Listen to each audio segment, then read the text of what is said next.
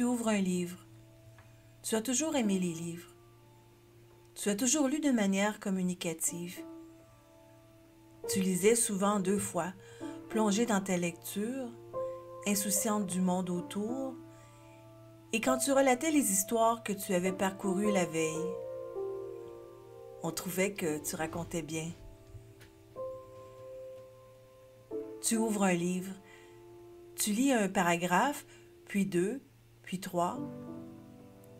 Combien de livres as-tu pu lire dans ta vie? Romans d'amour, polars, pièces de théâtre, livres de cuisine, tu les ouvrais tous et les parcourais avidement. Tu aimais les mondes où ils t'entraînaient. Tu ouvres un livre, tu ne sais plus où recommencer. Tu lis le premier paragraphe, le deuxième, le troisième. Le signet a dû se déplacer. L'histoire t'est étrangère. Ce livre n'est pas à toi. Tu ouvres un livre, tu décodes les phrases. Mais pourquoi ce roman est-il si mal construit? Il n'est aucun livre que tu n'aies terminé après l'avoir commencé. Alors tu continues en suivant de moins en moins l'histoire.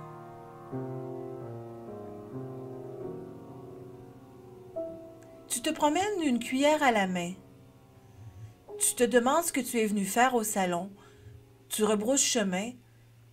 Tu regardes ta main, le salon et le reflet d'une femme vieille dans le miroir du vestibule. Tu sais que cela devrait être toi, mais quand es-tu devenue si vieille? Et pourquoi cette cuillère qui pourtant devrait être à la cuisine? Cette maison est si grande maintenant, tu en confonds toutes les portes. Tu les ouvres une à une pour vérifier ce qui se trouve derrière. Mais où trouveras-tu à ranger cette cuillère? Une odeur familière remplit tes narines. C'est une odeur d'enfance qui te rappelle ta mère. Ou alors est-ce celle d'hier et ta mère t'attend pour souper? Ton cœur bat plus vite dans ta poitrine. Sous l'odeur de bonne sauce flotte celle de la nourriture qui colle. Ta mère aura fait brûler son souper. Ta mère si dévouée qui ne pense jamais à elle. Elle t'attend. La cuisine apparaît devant toi, encadrée par les limites de l'embrasure. La pièce est vide, mais un plat y mijote dans une tranquille odeur de brûlé. Tu te rappelles de le brasser. Tu te rappelles toutes les recettes à la fois, mais quelle est la bonne? Tu cherches la cuillère, mais elle n'est plus au bout de ta main.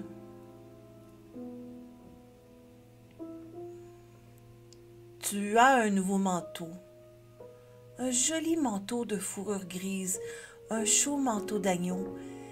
Tu glisses tes mains dans son coquet manchon. Tu es prête à affronter les longues neiges dans ta pelisse neuve bouclée. Tu as perdu ton manteau. Il n'est plus ce qu'il était, il s'est transformé. L'article que tu avais laissé au vestiaire a mué. Ton manteau a toujours été de vison, des visions de fourrure qui t'habitent à la saison froide. Tu as toujours été coquette, même sous zéro. Tu as 7 manteaux. Et tu y plonges étonné tes 7 mains. Tu t'en vantes, tu te pavanes dans l'idée douillette. Parfois, ils t'inquiètent, ces manteaux. Tu les racontes dans ta tête peuplée de souvenirs glacials. Tu n'as plus de manteau. Les portes sont verrouillées. Il y a longtemps que tu ne te rappelles plus l'hiver. Tu es couché. La chambre est plongée dans la pénombre. Une petite musique douce joue.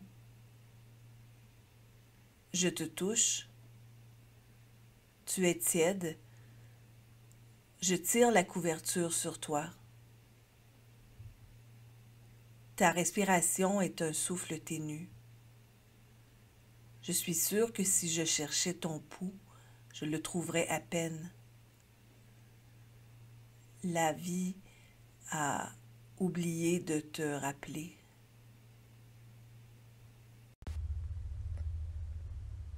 Dehors, l'air manque de vitamines, sans les œufs pourris, souffre. Des rafales de vent s'attaquent à toute parcelle de peau exposée, embrasent l'intérieur de nos narines, hérissent nos cuisses de picotement. Le mois passé, afin que Sam puisse reprendre son enseignement du chant à la maison, nous avons placé Andrew dans une garderie à 2 coins de rue. Mais en dépit de vouloir franchir cette 50aine de mètres le plus rapidement possible, nous nous retrouvons à dandiner comme des pingouins, contraints de marcher avec hésitation par le trottoir glacé. Quand même, je presse le pas. Sinon, je risque de rater la navette vers le champ pétrolifère. Soudain, Andrew s'arrête, refuse de poursuivre son chemin. Il ânonne, pointe du doigt une voiture noire qui vrombit au passage. Je l'implore un instant, puis, exaspéré, je me retourne pour m'accroupir à ses côtés. Je lui marmonne un « Quoi, patate ?» en alignant mon regard au sien. L'automobile s'est garée dans notre cour. Un homme en est sorti, puis il est entré sans sonner dans la noirceur matinale.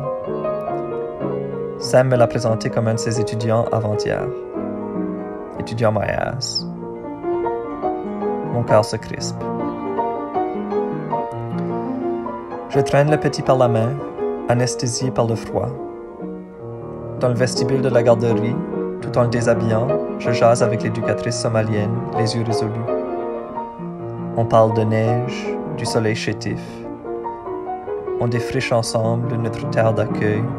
On déchiffre cette ville qui est généralement une escale, un aboutissement, rarement un point d'origine. On y est tous un peu déboussolés, à la quête d'or noir, du nord, des nôtres.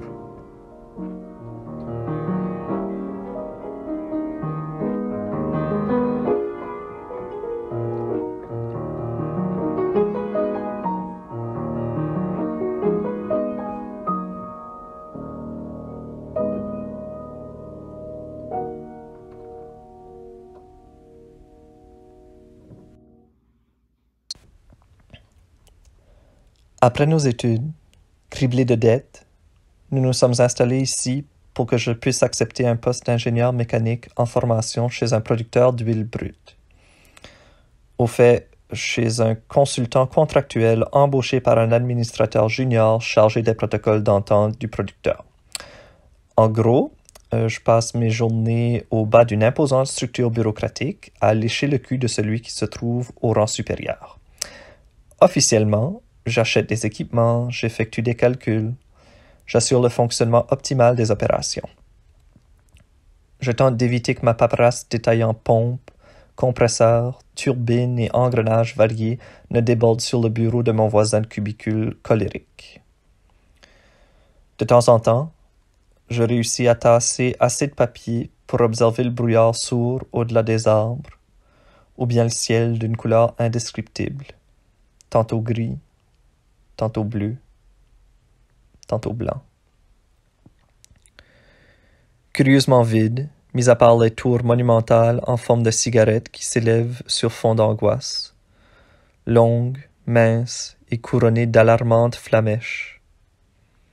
À leurs pieds, d'énormes mares aux couleurs bizarres, jaune âcre, vert glauque, cacadois, charbon d'os. Les 3 barils d'eau nécessaires, en moyenne, à la transformation d'un seul baril de bitume en pétrole brut finissent profanés dans ces bassins de résidus souillés au large de la rivière. Des taches d'essence qui suintent d'une sortie d'échappement, toxique, honteuse, honteuse. Je texte Sam, lui demande de vérifier la poste. Il me répond 2 heures plus tard, me donne trop de détails sur sa journée, ses allées et venues. La fissure entre nous devient brèche.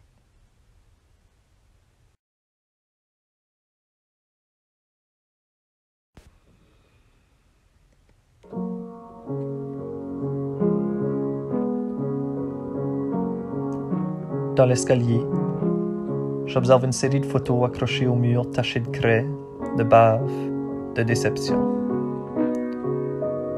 Nos noces sur les rives de la baie. Le petit. Des vacances à Fundy, mes cheveux mal coiffés, ses joues brûlées. Je cherche l'homme que j'ai aimé, dans ses cadres, à l'étage, dans les recoins poussiéreux de ma mémoire. J'entr'ouvre doucement la porte de la chambre du bébé pour voir un sourire brillant animer son visage lorsqu'il m'aperçoit. Il me tend les bras, debout derrière les barreaux de son lit. J'avale une gorgée d'eau. Ma mâchoire tendue se relâche, mes yeux s'attendrissent. Mon âme s'assouvit, mon cœur s'étend. Allô, chum. Comment ça va, hein? Qu'est-ce qui va pas, patate? Je le prends dans mes bras, m'assois dans la chaise berçante, lui lis des livres que ma mère nous a envoyés du Nouveau-Brunswick à Noël. Le petit chaperon mauve, l'ours qui aimait trop les arbres, les aventures de Sabrina la Sagouine sur son skidoo à Skodok. Et je chante.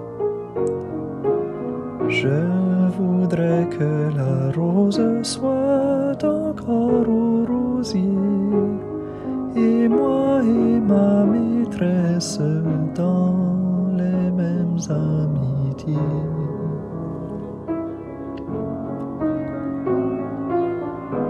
Par la fenêtre givrée, dans le ciel impénétrable et huileux, je vois se dessiner une aurore boréale. Un délicat jet bleu, un faisceau luisant, dansant parmi les amas stellaires ternis.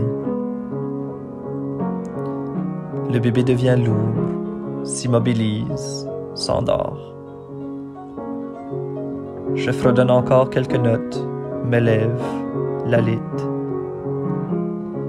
Il gigote un peu avant de se blottir en position fétale, pouce à la bouche, peluche au bras, petite fesse pointée vers le plafond.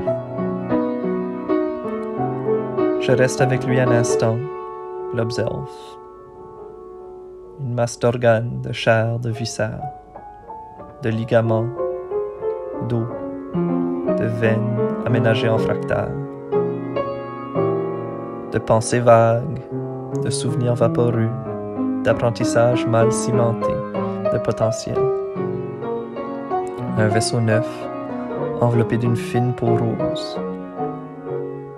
Je lui chante un dernier vers, la gorge nouée, puis je referme délicatement la porte.